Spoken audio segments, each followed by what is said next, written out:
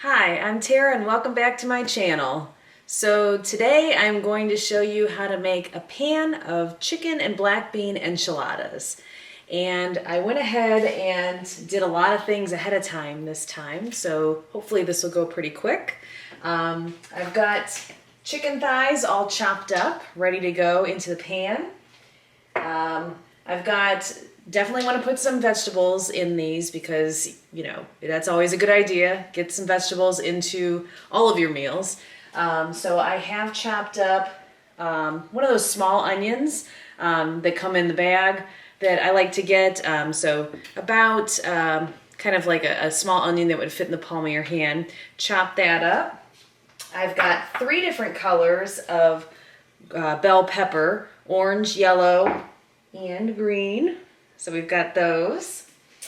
And then we also have the black beans, and you can just get the black beans canned. Whoop. And you want to make sure that you drain them and rinse them. And then I have some chopped up cilantro and also some chopped up green onion. And then of course you need your tortillas, and another thing that you're going to need is enchilada sauce. Now I have made my own enchilada sauce that I have here in this pot. I kind of winged it, so I will put the recipe for that in the description down below. I'm kind of playing with it as I go, but I think I have it right. So you can make the enchilada sauce from the recipe that I put down in the description box, or you can just buy enchilada sauce at the store. I'm making a red version. So let's get started. First, I've got the pan all hot, ready to go. So we are going to go ahead and put in a little bit of light olive oil, and we're going to go ahead and add our chicken thighs.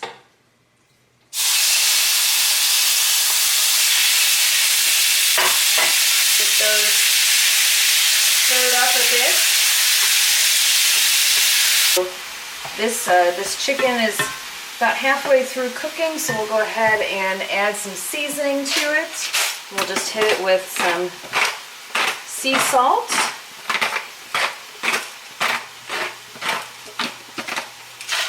And some black pepper.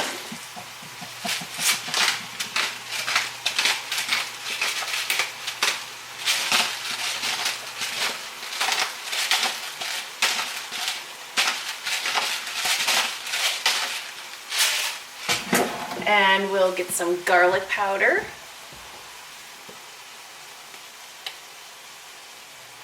And just a light layer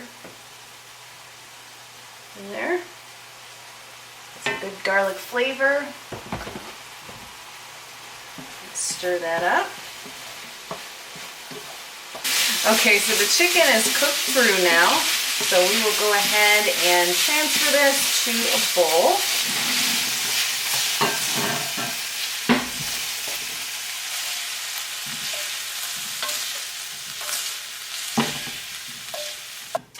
And then in the same pan, we're going to go ahead and add our onion, the white onion, and then all 3 colors of our peppers.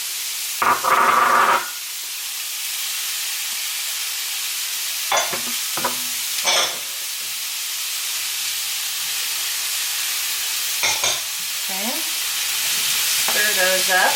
And the moisture from the vegetables are going to go ahead and pull up whatever fond or flavoring from the chicken that was just in the pan was left in the pan. So it will pull that up, and we'll be able to utilize all that flavor in our dish. And let that kind of cook down a bit for a few minutes. All right, after a couple minutes, we've got some color on these peppers, which is pretty awesome. You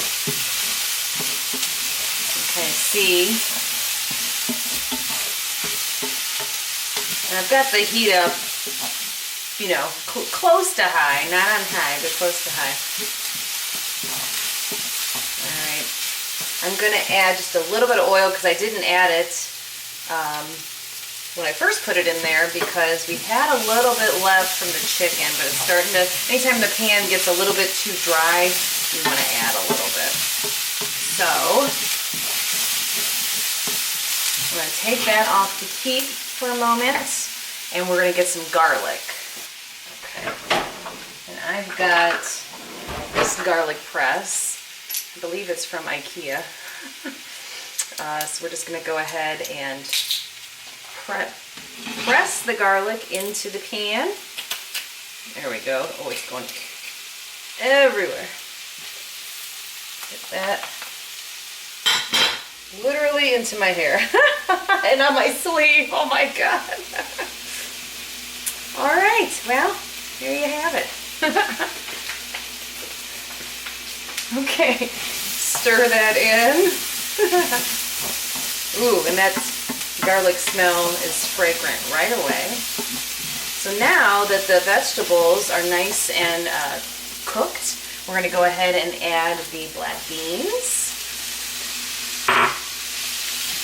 Those have a little moisture in them, so that will kind of release, again, some flavor from the pan. So we just keep adding things, taking them out of the pan to add more things, and then we'll end up adding the chicken back here in a second. But you're just layering flavors. So anytime that you can use the same pan for something, that's great, because then you're layering flavors with the seasonings and things that you used on the prior ingredient. So sometimes you don't have to add, like I didn't add any extra salt to these, the peppers and beans, because I know that I'm going to be adding the chicken back in, which is very flavorful. We're going to be putting all this inside of an enchilada that's going to have a lot of flavor around it with the sauce and everything as well. So you just have to kind of think of all that. All right. And I had turned the burner off, so I'm turning it back on, just medium. And now we can go ahead and add the chicken back. So we're just making one big mixture that we can start filling our enchiladas with. When I make enchiladas, I like to make them full. I know a lot of times when you go to a restaurant, you will, order enchiladas, any kind, chicken, shrimp, beef, and they'll be, 3 on a plate, right? And you've got like a little bit of meat in there, sometimes vegetables, usually maybe onions, and that's it. And then some cheese, and that's it. It's not, but the way that I like to make enchiladas is almost like small burritos, I like them to be full of, goodness, of the meat that you choose, if you choose to have meat, and always a good amount of veggies. And then yes, there's cheese in there, of course, but it's not like the star of the show, And that way too, when you're making a pan of enchiladas, it feeds more people. You don't have to have 2 and 3 of them. Really, you just have 1. So that's kind of how I like to do it. Because we're gonna wrap them up into some tortillas to make the enchiladas. Okay, so now's the time that we go ahead and assemble the enchiladas and get them in the oven. So I've got a baking dish here, about a 9 by 13, and we've got our chicken, black bean, and vegetable mixture here. And then I've just got some flour tortillas. These are the ones that I use. And we've got our enchilada sauce. So first thing I'm going to do is, and if you bought your enchilada sauce, you can go ahead and just heat it up in a pot, and then you want to take some spoonfuls of it and spoon it on the bottom of the pan, and just pick up your pan and make sure that it coats the whole bottom. So if you need to add a little bit more, go ahead. It's got kind of a little chunk of chili powder there, I think, or a tomato. We shall see. Yep, seasoning. Add a little more.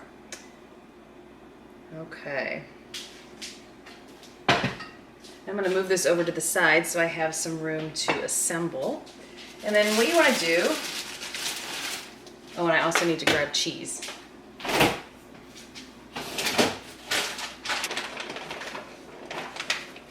Okay, so then what you wanna do is take your tortilla and put some filling down the center. Actually, kind of, not down the center, but kind of off to the side a bit, because we're gonna roll them.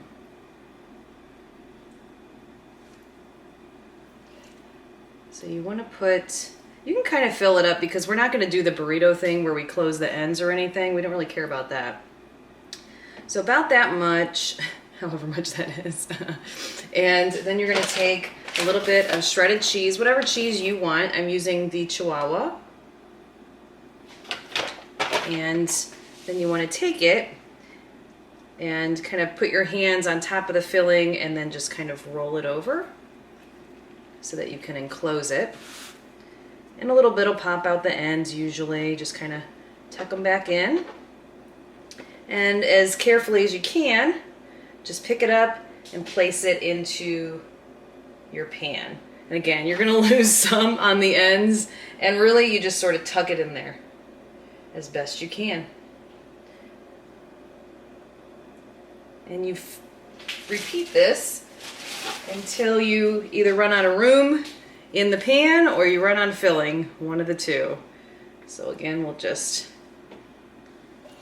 fill this up off to the side a bit.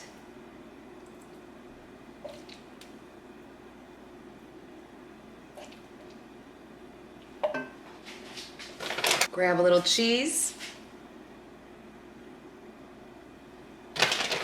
We'll put a little cheese on top as well. And then roll it.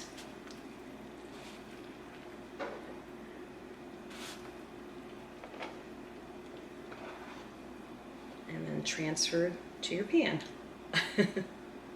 Very delicately. And I'll go ahead and finish these up.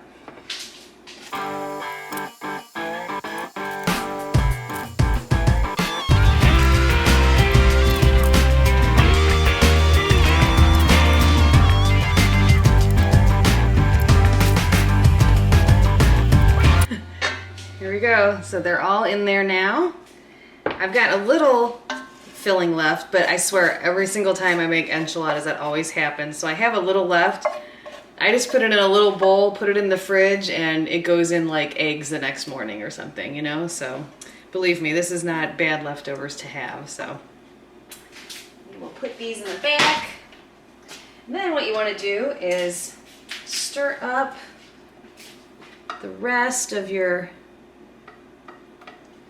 enchilada sauce. Make sure it's, you know, smooth as possible. We're going to go ahead and pour it over top. Just take it and try to do it evenly so they all get nice and smothered with the enchilada sauce.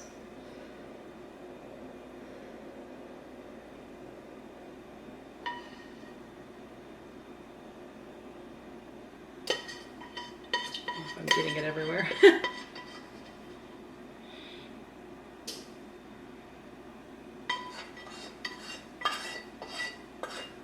Okay. And then just kind of spread it around.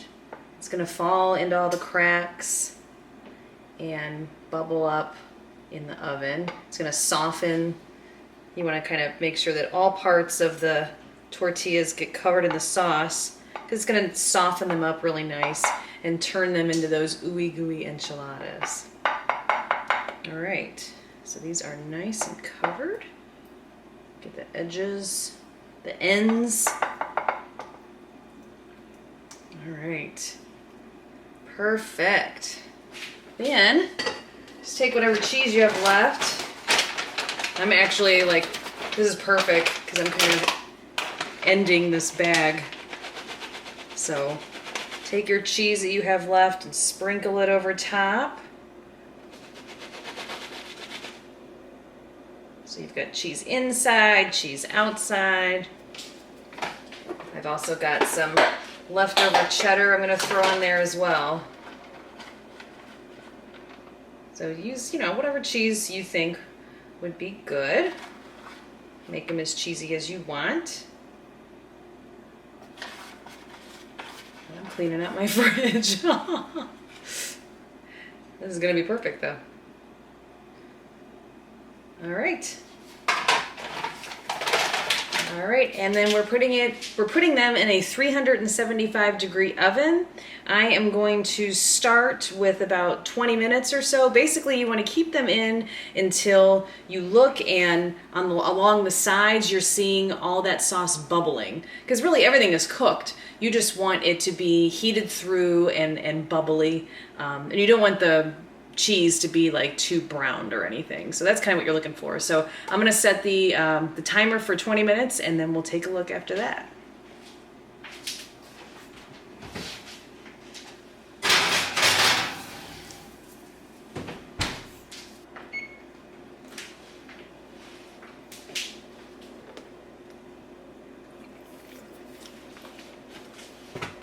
Okay, I just checked the enchiladas in the oven and at about 15 minutes it looks like they're already done. So I'm going to go ahead and pull them out now.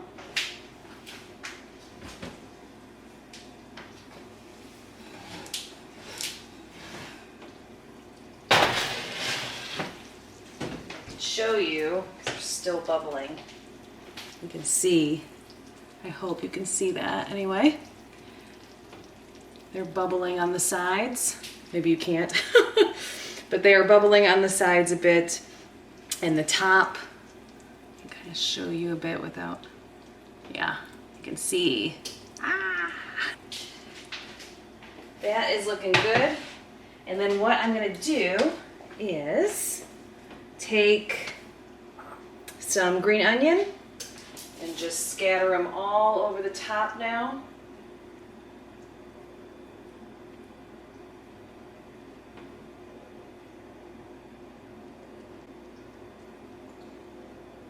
It adds color, it adds some really good flavor. Green onions, I think, are the best when they're raw, and then just they start to open up their flavor on whatever like warm food you put them on, And then I have this chopped cilantro, so just sprinkle some on there. You don't want to go overboard with cilantro because it is a strong herb, but just get some color on there. And, if you have some left, put it in the fridge. All right. So now you can go ahead and plate it and take a bite.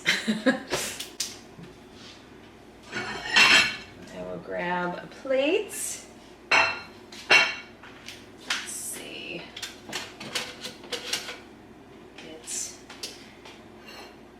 Let's see. I'm going to take this shorter piece over here. You can kind of just feel where each enchilada starts and ends, Okay.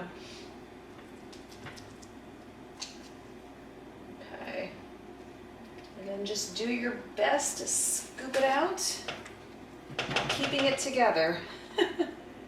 Cross your fingers. All right. Oh, I gotta turn the timer off. We're good, we're good. Okay. All right. All right.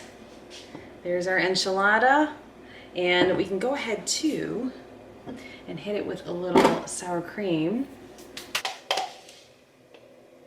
Okay. Right there in the middle. I know I turned the timer off. Okay, got the sour cream in the middle, and for me, of course, I am grabbing the hot sauce. You do you, and I'll do me. So put some hot sauce on it as well.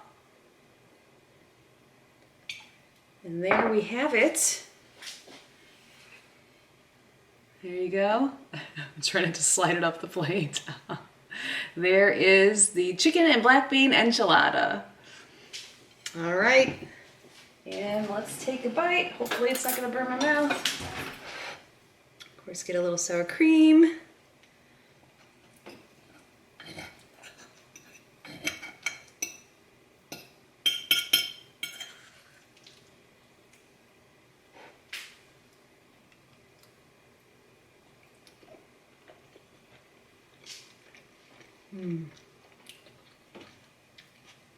Yep, every time. That sauce is just really good. And like I said, I'll put the description on how to make it down below. But yeah, that's really good. And the softness of the tortilla because of the sauce and just that 15 minutes in the oven and all those flavors meld in with the filling. There's, you know, there's some cheese on there, but it's not overpowering, but it is enough to kind of meld everything together and make it, you know, gooey, creamy, everything that you want an enchilada to be. So yeah, very good. So anyway, if you want to make enchiladas and do it kind of in more of a quicker fashion, a little bit easier rather than, you know, maybe the traditional way of doing them, more of a casserole type of way, give this a shot. So thanks for coming by again, and stop by next time.